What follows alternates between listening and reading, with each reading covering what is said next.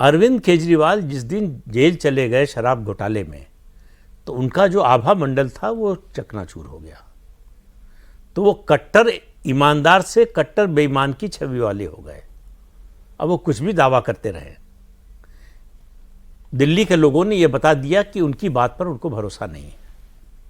सबसे बड़ा टेस्ट अपना उन्होंने खुद ही जो है करवा लिया। जब लोकसभा चुनाव में कहा कि 7 सीटें गठबंधन को जिता दो तो मुझे जेल नहीं जाना पड़ेगा, दिल्ली वालों ने 7 हरा दिए। तो अरविंद के शीश महल का मुद्दा, ये सारे मुद्दे जो है, शराब घोटाला जी। सवाल यह है कि जो सत्ता में रहते हैं इस तरह के सारे धंधे करते हैं, कोई पार्टी इससे अछूती नहीं है, लेकिन हर पार्टी ऐसी चीज़ें एक्सपोज होने के बाद उससे कुछ सबक लेती है, कोर्स करेक्शन करने की कोशिश करती है। अरविंद केजरीवाल ने वो नहीं किया कि मेरे ऊपर लोग भरोसा करते हैं, मुझे ईमानदार समझते हैं, ये लोग कहते रहे ये खुद बेईमान है, इनकी बात पे कौन यकीन करेगा। ठीक।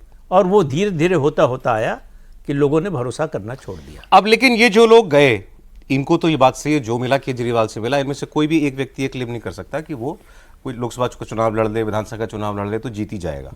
सबको सांसद बनाया, राज्यसभा का सांसद बनाना, उसमें एक वो होता है, मतलब उपाधि है भाई एक किस्म की, आप राज्यसभा सांसद हैं। राघव चड्ढा, हरभजन सिंह, संदीप पाठक, खुद संदीप पाठक ने, खैर राघव चड्ढा और संदीप पाठक ने बहुत काम भी किया पार्टी के लिए, ये भी नहीं कहा जा सकता। अब 2 इंटरेस्टिंग बातें मुझे भास्कर ने बताई। हरभजन सिंह चले गए, मनीष सिसोदिया इनके घर में रहते हैं, जो घर इनको मिला हुआ है उसमें मनीष सिसोदिया रहते हैं। अशोक मित्तल चले गए, इनके घर में केजरीवाल जी रहते थे, और वो घर शायद आज ही खाली किया। आज तक अरविंद केजरीवाल इनको जो सरकारी बंगला मिला हुआ था उसमें रहते थे। ये आप सोचिए, तो उनको पता ही नहीं चला कि ये हो रहा है उनकी पार्टी में। और देखिए, आम आदमी पार्टी को ये नहीं पता था कि 7 सांसद जा रहे हैं।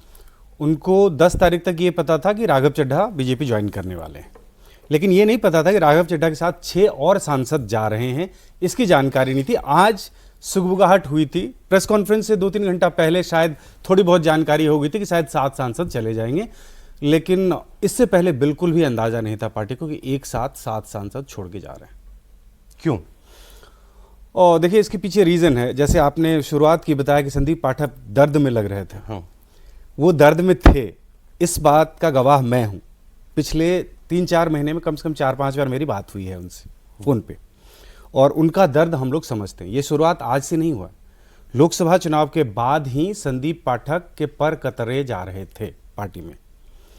लोकसभा चुनाव के समय में संदीप पाठक के ऊपर में ये जिम्मेदारी दी गई थी कि पंजाब में कौन कौन उम्मीदवार बनेंगे, जिसमें पंजाब से बहुत सारे ऐसे जो मंत्री थे, विधायक थे, उनको लोकसभा का चुनाव लड़ाया गया, लेकिन उतनी बड़ी सफलता मिली नहीं। तो उसके बाद से ही उनके ऊपर में शिकंजा कसने लग गया था, और पार्टी के तमाम लोग कस रहे थे। और होते होते जब दिल्ली विधानसभा का चुनाव आया तो एक तरह से अलग थलग कर दिया गया। और अलग थलग किसको किया गया? जो व्यक्ति दिल्ली का संगठन, पंजाब का संगठन, गुजरात का संगठन, सबका संगठन बनाया है।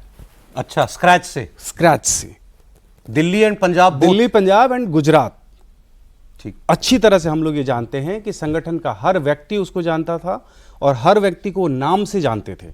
बहुत ही हार्ड टास्क मास्टर थे वो, लोग डरते थे उसके नाम से कि अगर इसने जिम्मेदारी दी तो ये काम करना पड़ेगा, और वो रिजल्ट लेके आते थे।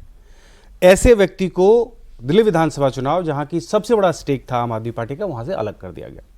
हम ये जानते हैं, उस दौरान भी हमारी बातचीत होती थी, वो कहते थे, मैं आज ये कह सकता हूं कि शायद वही एक आम आदमी पार्टी के नेता थे जिनको पता था कि हम चुनाव हार रहे हैं।